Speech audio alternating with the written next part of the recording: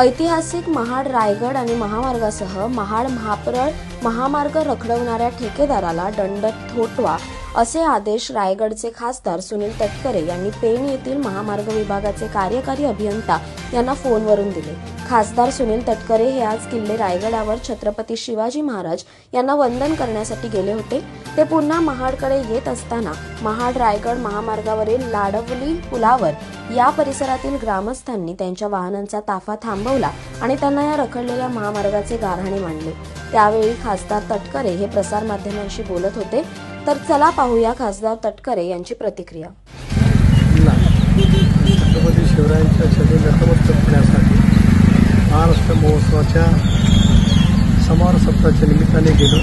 परत असताना जगताप नाना यांच्या सर्व सहकार्यांनी मला निवृत्तीमध्ये सुद्धा घेतली। आदरणीय काम तेलगडला रेंगाळले आपण 5 मिनिटे तिथे थांबावं। तिथूनच अधिकारी वर्गाने विरोध दिला।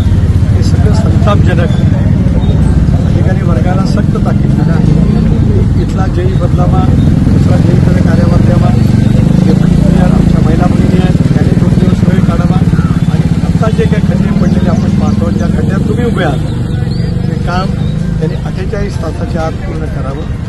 पावसाने मेहरबानी तर कदाचित त्याच्या लवकर सुद्धा होऊ शकतं पण पाऊस येईल पण थोडासा उघडीप राहील असं गृहीत धरून तेवढ्या वेळामध्ये ते काम पूर्ण करायचं त्यांना सुचवलं।